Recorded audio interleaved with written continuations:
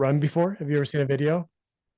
No, that was the first time sort of like breaking it. I've always wanted to kind of do this, so I think I saw your email and I was like, all right, this is a step to opportunity to get someone who obviously knows really well what they're talking about to have a look at it, and I should do this. You know what I mean? Yeah. So yeah, when I put it together, I was like, oh man, like, I mean, I don't know, you obviously know a lot more than I do, but like I definitely saw what I think are some flaws in terms of my stride and whatnot, but it was a definitely fun experience to sort of break it, look at it, and slow it down, and so Yeah. forth. I mean, like I run ultras, and like I'm sure like you cheat to get it done. Your Yeah. body just figures out a way Yeah. to get it done. So we sacrifice our stride in the process, right? Yeah. So and I don't know, I didn't really touch on too much there, I think, in my write up, but I did have an injury, like a plantar fasciitis injury. Yeah. So I felt like, this, I don't feel right when I run. You know what I mean? Yeah. Like, it's just like I'm running, I'm like, I don't feel good. Like, I don't feel like I'm hitting it at the right points. I don't feel like and I've been following you for a while, and I, always take a lot of your tips in terms of like how to run properly and the cues that you look for, be a ninja, be stealth, listen, right? Yep. Like glide, like go for it, tush out, Yep. um, and a lot of the things that, when I saw the opportunity, I was like, yeah, man. Cool. I like it. Yeah, I want to make sure you're not doing anything wrong. It's just we all could be more efficient and learn how to, Yeah. pay more on the principle and that Okay. energy, that work that you're putting in. If it's not going towards that goal of moving you forward, can we Mhm. either transfer that energy to help propel you forward versus up? Yeah. But I'm gonna share my screen with you. Okay. You're definitely, and I'm always interested to see kind of what you think, because some of the old school stuff about the landing, the overstriding, most of the time I can hopefully help put you at ease as far as like Okay. your actual stride and your posture, Yeah. um, because you're not overstriding, which is Yeah. good. All right, let me share my screen here.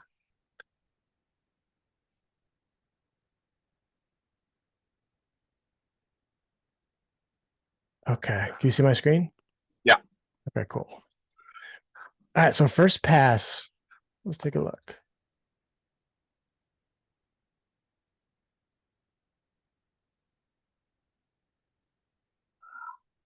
Yeah. See, like to me, I look like, okay, I'm striking my heel. You know what I mean? Mm-hmm. And it doesn't feel like that. And it doesn't like, but when I So look back on it, I'm like, I feel like I'm mid strike. You know what I'm saying? yeah. So the first thing I want to say is I would not change a thing about your landing. Yeah. You're Okay. it's not about it's about what your posture, and it's not about as much where what part of your foot you land on. It's where Okay. in relationship to your center of mass. And like Hmm. if we look to see when you actually actually I've got it further on where I freeze framed it. Um I look at what's called initial foot flat. I want to see when your foot is first flat. We'll get to that in a Yeah. second. That's the bounding part. Should come up in a second here.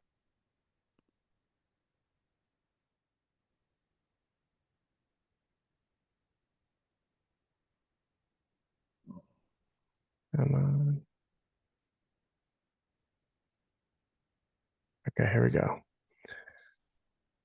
So I want to see not just when your foot first makes contact with the ground, but right Yeah. here, initial Yeah. foot flat. What this tells me is like when we're here, your weight, Hmm. all your body weight's not yet transferred to the ground. Okay. And so if you look when your foot is first flat, when you do transfer your body weight to the ground, Yeah. this is where it's most important. This is where I want to see your tibia and your torso parallel.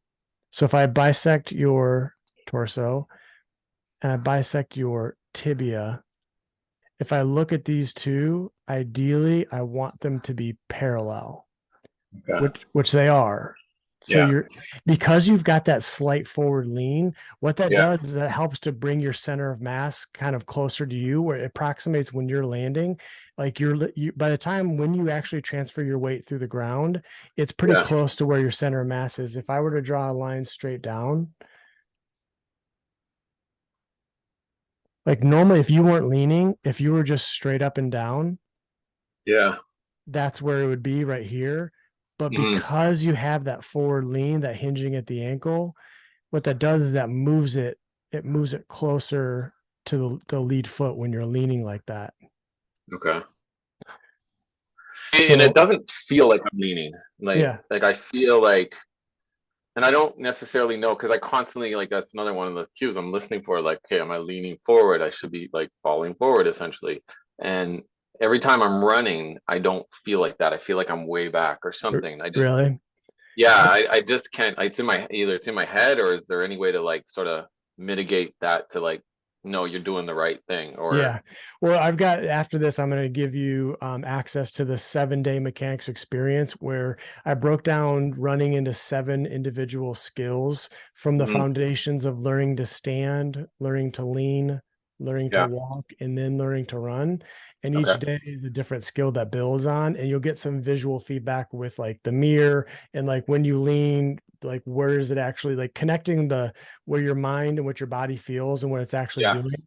That's okay, a learned skill that without the visual feedback, unless you get this, it's really, really challenging to do it because it, I want you to feel more confident because your lean is good. And okay, but going through the program, you'll be able to hopefully feel that yeah, sensation a little more.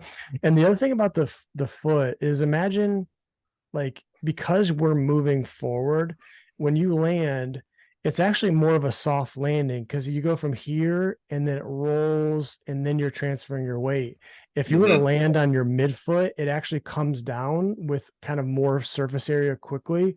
So having this more of this kind of gentle heel roll the weight through the arch, it's actually quieter. Like it is quieter versus if you were to land on your midfoot, you'd either yeah, be shortening up your stride because yeah, that's some of the benefit, like how much ground you cover.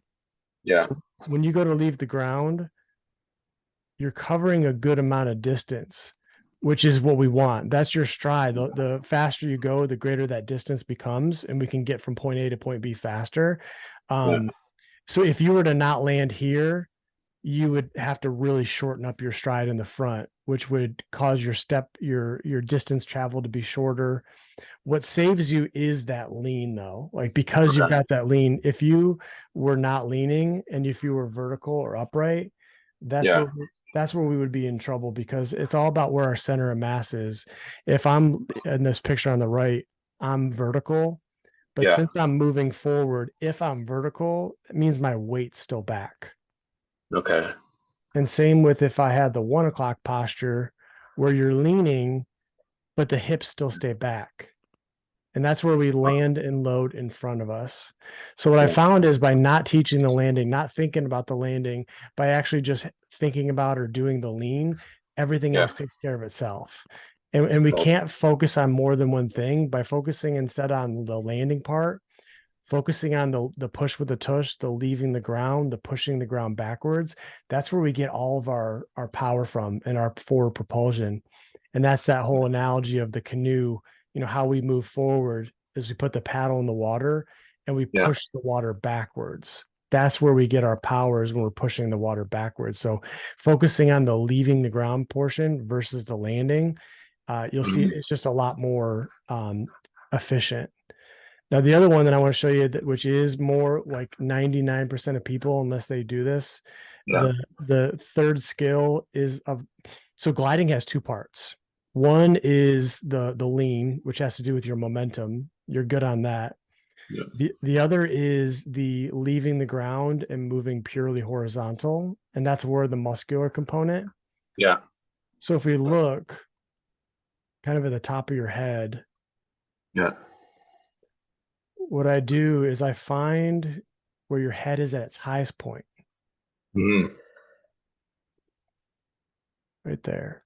okay, And so at this position, ideally, the back toe is still grounded. And what that would tell me is that when you're going to leave the ground, then you're just going to be moving purely horizontal instead of up and forward. yeah, And so if you look at this side by side, and this is the hardest skill to work on, but it's part of that 7-day mechanics experience. So Yeah. like, so take a look at this one. So ideally here, so both of these I found where my head was at the highest point, peak vertical. Yeah. So here at this point on the left, my back toe is still barely grounded. And so, Yeah. so what that will mean is the moment that I do leave the ground, I've already found the peak vertical. I'll be moving purely horizontal Yeah. versus here, my foot's off the ground when I'm at my highest point, which means I'm jumping, just adding the blending the uh, pushing down and back. You're pushing with the tush, but you're also pushing with your calves and your quads as well. Uh, I see. Yeah, I don't even feel that. Like it feels pretty, what's the word, like the momentum's on a, Like parallel line. Like it doesn't feel, yeah, you can see it now. Oh and yeah. like watch this. This is another way to really see is, and this is why sometimes well, day 5 of the 7 day experience is the power gaze, where you're going Yeah. to be looking at a stationary object. I have like an X marks the spot on the wall, and your Yeah. goal is to try to keep it as still as possible and not move up and down. But if you were looking at that target, see how high up your eyes go in your head. So you would see that object would be going up and down in your vision. So having it be more level and kind of conforming your body to glide, your eyes and head stay relatively stationary. Okay. And is that something I can use like just generally like as, I mean, on the road, right? Like I'm trying to Yep, go and it's like boom, I just find like a tree in the distance and just exactly. okay. Yep. That's always your feedback, finding some stationary object in the distance and Yeah. thinking, how can I move my body or conform my mechanics in such a way that minimizes the movement of whatever you're looking at? Hmm. Hmm. But I usually Okay. use like stop signs or trees or um, anything that's around eye level in the Yeah. distance. I'll show you Uh, some other pictures just to get an idea here. So this is kind of another thing, like, the top of my head here, I'm going up high. It's because yeah. I'm using ideally we should be using the quads and the calves right here, Hmm. the cushioning phase. Instead, when we go to leave the ground, unless we work on this, this is where, in addition to pushing back, pushing downwards through the ground. And that's where my head goes up. So ideally, we're looking for more of this push with a tush, the hip extension piece. Here's another visual just to get an idea. Just don't jump. Ideally, you could run in a room Yeah. that's your head height. Oh yeah. And even at like a lot faster speeds too, you'll get a little bit more of this up and down, but it's because you're extending your hip that here we go. Like see there, I'm running a 5-minute pace or 12 miles per hour, and my head's still Yeah. not going up and down very much. Like there's a good example. Yeah. When I'm going 12 miles per hour though, because I'm extending my hip back more, Yeah. it does lower me more. So I am going to be going a little bit lower to the ground because of that. Okay. But the whole time, no matter what, though, I'm still below my head height, standing height. I wonder if I could fixate something on my treadmill or something like around that, just like a little string or something like that too. Yeah. So there's a couple things you can do. You can either this or putting something in front of you at eye level, like Okay. a plus sign, and then you can focus on the vertical line. See, are you going side to side? And then you could focus on the horizontal. And I'll send you a little action plan after this of some of the stuff we're Okay. talking about. And then focusing on that horizontal line with the treadmill in front. Yeah. And the goal is just to minimize the up and down. The other thing that you could do is kind of creating this low ceiling. Like I just have like a cardboard and suspended at Yeah. my height when I'm standing tall, That's pretty cool. and just learning how to run and staying underneath that. But you'll be amazed at how much faster, like you could use the same amount of effort and convert the amount of force it takes for you to go up Yeah. and translate that into moving horizontal. You'll see you'll be so much faster because you're just wasting a lot less energy with it. Is there any like what about going to slightly uphill or down or anything like that? So with the hills, we conform our lean. We still don't want Mhm. to go up and down, but what does change is that lean. When I'm Okay. going uphill, it's more of that, I say, turn up the tush. Yeah. You're going to increase your pushback, and naturally your stride will become shorter just because the ground meets you there. And then Mhm. with going down, it's more turn off the tush and you more lean back. So going uphill, that's where you do have to use your calves and your quads Yeah. because we're raising your body up higher, but we're not using them to go up higher than your height. And then Got it. going downhill, that's where letting the hill do the work. No, this isn't it. And just having like an active recovery where you're just letting the hill, is it? Kind of letting the hill do the work, not trying to slow yourself down, not trying to speed yourself up. Just let it take you the Yeah, just gravity. let it take you. I use it as an active recovery to let my heart rate come down. Yeah.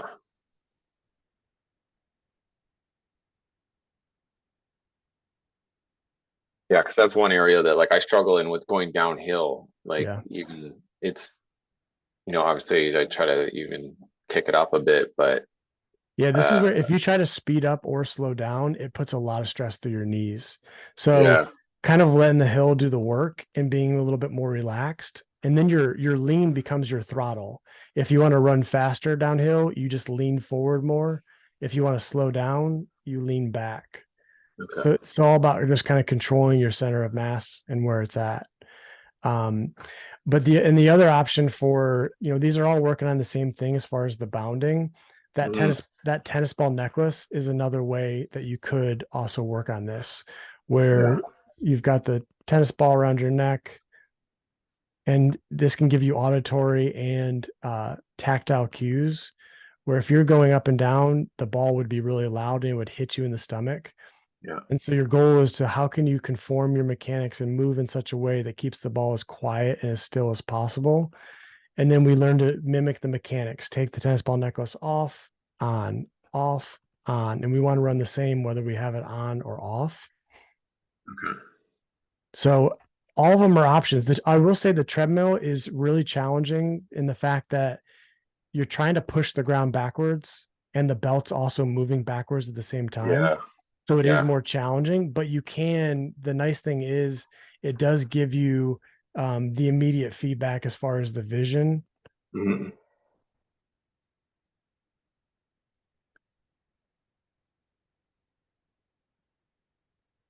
So same kind of thing, looking at your head. If you were to have something in front of you and try to keep your eyes as stable, as still as possible, Yeah. um, that would help too.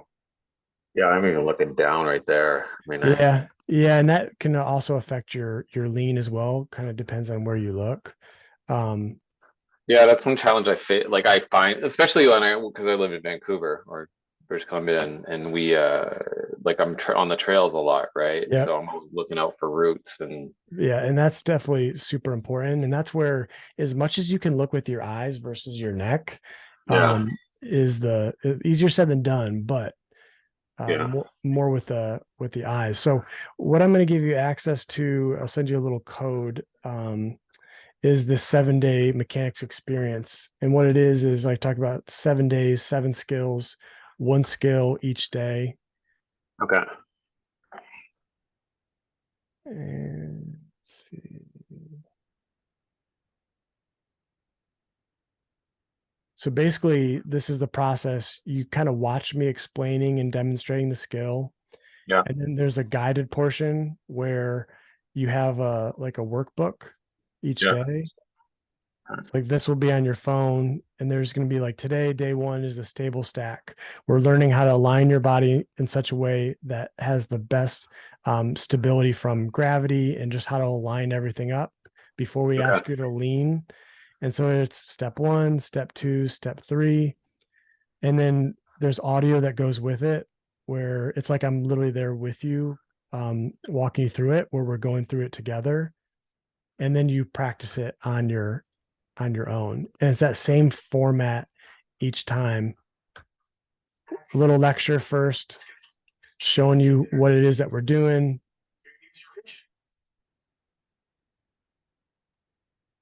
And so Awesome. each day is that format. Day two, the Okay. Hanklet mini lean. So in the first 4 days are all about the lean, teaching you the lean. Day Okay. five, 6, and 7, that's the gliding part 2 with the jumping and moving horizontal. Awesome. Okay. And that's where I have here that X marks the spot on the wall. And your goal is to increase your horizontal speed walking, minimizing the up and down. But then we still keep that criteria. Each day there's criteria, because if you don't know if you're doing it right or not, you're never going to truly learn it or automate it. So each Yeah. day there's a different criteria, whether visual, auditory, um, some kind of feedback. So that stays with 5, 6, and 7, is having something in the distance to look at. I believe on day 6, yeah, I'm in a parking lot and I've got my car, and I'm looking at my car just to have something stationary to look at. But Okay. yeah, that's the idea. The idea is to glide. 2 parts of gliding: one, the lean and your momentum, and 2 is that the muscles that you're using are extending at the hip, pushing the ground backwards, and so the result will be that you're moving purely forward. Okay. Um, and that can help with your Achilles stuff. That can help with less load, vertical load too. Just taking the jump out. Yeah. Okay. That helps a lot, man. That's awesome. Because yeah, I mean that's the thing. I'm like the plantar fascia I've been working on for like the last 6 to 8 months. And my when I was doing my race last year in France, I my oh, like just blew out like at 116K, Wow. and it was just wild. Like so, and I knew that like going into my mechanics like I got a hip injury and I got my foot, which I think like because all the everything's connected, everything just started to deteriorate, right? Yeah. And so I've been steadily working that back but I want to start with a base and I want to start like, okay, let's get this mechanics properly. Let's Yeah. get this, you know what I mean? Yeah. Before, Especially like even that's crazy distance, but even like 1% change in your, running economy over the course yeah, of that long can make a huge difference. yeah, And I'm sure once you start to get tired, we stop jumping or bounding as much because we just don't have the energy to be able to push and actually leave the ground and go up. So usually people's their posture usually gets worse as time goes on, but yeah. they stop bounding because they just don't have the energy to do it after a while. Like later on in like a marathon distance, you find Yeah. that people just okay, Yeah, yeah, the lean, because it kind of takes a conscious effort to maintain that forward lean, and we tend to kind of sit back with it, and then we have to work harder because then we're braking or slowing down, and we want that kind of that free controlled fall. yeah, Um, but then yeah, as time goes, like usually with marathons, if people are trained, that's the form doesn't fall, the bounding doesn't fall apart as much. But when you're getting with the ultras, that's where like really later on when you're truly depleting everything, that you don't have the ability to continue to run like that because it's not yeah, cost effective. And you would start to either your calves would cramp up or lock, your quads would cramp up or lock, because ideally we should only be using the quads and the calves to cushion yeah. and with going up or down hills. But Okay. on a flat surface, ideally with no incline, that's where the calves and the quads shouldn't be propelling you forward, because they would just propel up. So, Mm, mhm. Okay. Awesome. so I'll No, send you that's that code for that 7 day skills. There is an app that goes with it too that you can do. So it's just okay. 7 days, and then let me know just how it goes. You can video yourself again and just give me Yeah. some feedback with it. But is there Okay. any other questions in the interim that I can answer for you? No, that's helpful. I mean, it's a lot better than I like my stride, like as you see, like I thought it was a lot worse. Yeah. You're gonna come in here and be like, oh man, like Yeah, you no, got some old work. school. This is where I've had to undo. And like if I would have saw you maybe 4 or 5 years ago, Yeah, I might have then tried to change your landing. But since yeah, the pandemic and just obsessing and reverse engineering just over and over and over and over again, yeah, just started to break down some of these fallacies of honestly, when I had the biggest aha moment was realizing that walking and running are both going in the same direction and yeah, reverse engineering that like what should change as we go faster, what shouldn't. Um, you can just learn a lot. And what are the variables that are constant, what are not? Um, so yeah, so I think I would have told you something different years ago, but now I'm undoing some of the things that maybe I taught in the past or others, and it's yeah, amazing how just that one unlearning of something somebody heard can unlock their potential and their mechanics and their efficiency too. So yeah, I wouldn't change a thing about your landing and your yeah, posture. I want you to be more confident in what you're doing with the lean, and that's what the this will help you with the 7 days because it really is like how when we're leaning, it's like I'm shifting my body weight, my center of mass forward. And so it's hmm, like, what does that feel like? My weight's not towards my heel, my weight's not even on my arch. It's just kind of slightly in that forward position. But that's something that if you don't learn it subconsciously, if we start to fall forward, we either will lean back with our shoulders to slow yeah, us, or yeah, we'll keep our hips back, which also slows us. So that's why it's a learned skill to be able to lean while running. The three skills are arm swing, swinging the arms forward and back in sync with the legs, yeah, the lean, the hankle, hinging at the ankle. And then that third is that gliding, that leaving the ground and moving purely horizontal. Those are the three that I've whittled down to being the kind of key essentials, the blueprint of like, all right, what is efficient mechanics on a flat surface? And then we can always adjust it from there. But from a biomechanics and a physics standpoint, we can standardize it more. nice. Okay, awesome. No, that's immensely helpful, man. I appreciate Cool. that. My pleasure. Thanks for doing this. And I'll send you that coupon code now before I forget. And if you have Yeah, any trouble with anything, just let me know. Okay. I will for sure. Absolutely. Yep. Thanks. Appreciate it. Take Nice. care, man. Bye. Nice meeting you.